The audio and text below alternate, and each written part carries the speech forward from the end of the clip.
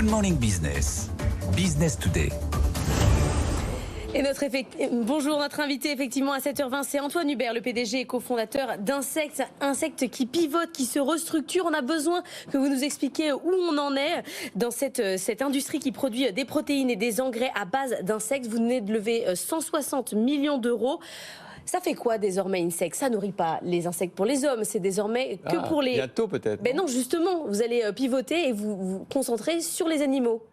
Alors, bonjour. Nous, depuis le début de la société, depuis plus de 12 ans, on a travaillé sur toute la chaîne alimentaire et beaucoup sur les animaux d'élevage. Et aujourd'hui, on se concentre sur les marchés où on a le plus de demandes, qui sont l'alimentation des animaux de compagnie et aussi sur l'alimentation humaine qui grandit beaucoup. Et les deux ensemble, en fait, il faut les voir. Donc c'est l'élevage qu'on arrête? C'est pas l'élevage, en fait, on a toujours un travail qui est fait en interne avec des acteurs de l'aquaculture, mais il y a un focus plus court terme où il y a le plus de valeur ajoutée, il y a aussi le plus de gain environnemental qui est fait autour de tout ce qu'on appelle un peu le soin autour de la famille, parce que vous avez les parents, les enfants, les chiens et les chats, ça fait partie de la famille, et vous avez des marques qui vendent auprès de tous cet écosystème-là, et qui sont parfois aussi les mêmes des grands groupes, sont dans le monde de l'alimentation des animaux des domestiques et ceux de l'alimentation humaine. C'est intéressant, ça veut dire que pour convaincre, pour évangéliser, c'est plus facile d'évangéliser le consommateur final, qui est conscient de la dimension écologique, que l'éleveur qui n'est pas au bout de la chaîne et qui n'est pas en contact direct avec le consommateur. Je pense que les deux fonctionnent quand même plutôt bien. L'élevage aujourd'hui est plutôt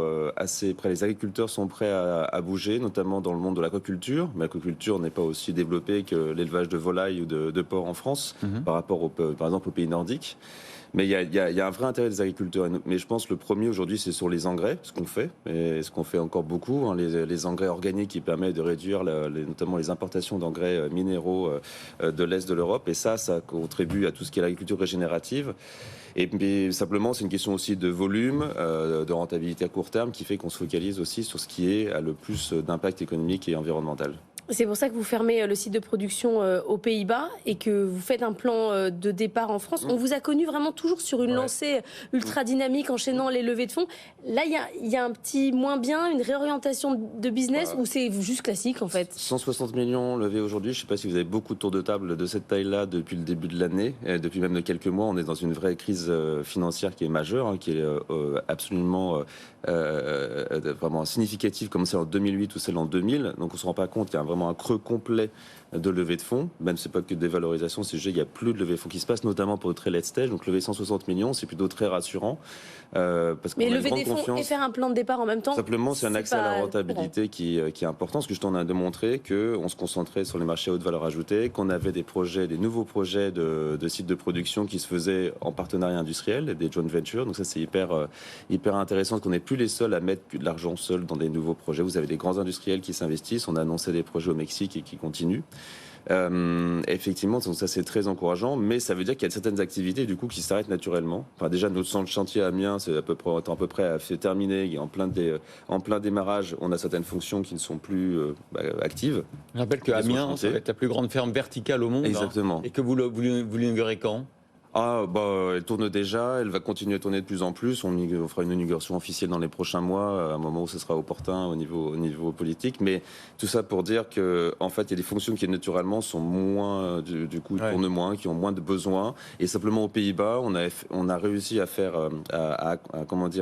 à fusionner le savoir-faire néerlandais et français autour de notre plateforme Insect en France, et qu'à un moment, simplement, investir trop à perte n'a plus de sens, quoi. La recherche là-bas est fondamentale et hyper pertinente, mais le site était très petit pour en faire quelque chose de rentable, et on le savait au début que ça serait compliqué, et dans cette période-là, c'est trop compliqué pour en faire un truc qui soit vraiment compliqué. Comment ça se passe dans le monde par rapport à la concurrence, justement, à quelle vitesse évolue la mutation, hein, la transformation de l'alimentation animale ou humaine? Quels sont les gros concurrents? Quelles sont les technologies qui ont le vent en poupe aujourd'hui? Alors aujourd'hui, ça reste un secteur, l'alimentation des animaux domestiques ou humains. Vous avez tous les acteurs en place, production d'ingrédients animaux, d'ingrédients végétaux. Dans les insectes, c'est une des alternatives. Vous avez des microalgues, vous avez des champignons qui émergent aussi. Mais je pense que dans la viande cellulaire. Les produits d'insectes sont ceux, je pense, les plus matures. Vous avez des projets à échelle comme celui du nôtre à Amiens, au sud d'autres confrères français ou néerlandais qui sont d'une taille absolument considérable, qui n'existent pas beaucoup par ailleurs et qui en plus de 10 ans ont démontré la qualité des produits, la compétitivité également. Et on a la chance effectivement que la France soit en leadership toujours, fort effectivement par rapport à d'autres pays. C'était le cas des Néerlandais justement dans le passé. Aujourd'hui, les Français sont les premiers contingents, on va dire, à l'échelle mondiale. Oui, on a Innovafeed qui fonctionne bien, mais qui, eux, sont concentrés sur un insecte, sur la mouche particulièrement. Ouais. Vous, c'est pas ça votre stratégie, c'est pas la concentration sur un insecte. Si, on est sur un autre insecte qui est un scarabée. Enfin bon, c'est pas le même, mais on est dans un monde totalement différent, même si on est dans le même écosystème d'insectes. Nous, des scarabées, et qui sont justement parfaitement adaptés à tout ce qui est l'alimentation pour les foyers, donc l'alimentation des animaux domestiques ou l'alimentation humaine. Un positionnement premium très important. Il y a déjà des barres chocolatées avec des scarabées. Vous avez des substituts de viande, vous avez des produits pour les sportifs, vous avez des céréales, vous avez des tonnes de produits faits par nous, des apéritifs faits par nos clients dans toute l'Europe et qui fonctionnent bien et qui fonctionnent de mieux en mieux grâce à la réglementation qui est toute récente en fait. Donc ça, c'est les choses qui sont en train d'accélérer. Avant, on n'avait pas le droit de le faire. Aujourd'hui, on a le droit de le faire enfin. Je rappelle qu'un kilo d'aliments produits par insecte est 17 fois plus faible en empreinte climatique que par exemple des abats de bœuf ou de poulet. Merci beaucoup Antoine Hubert, PDG et cofondateur d'Insect, d'avoir été notre invité.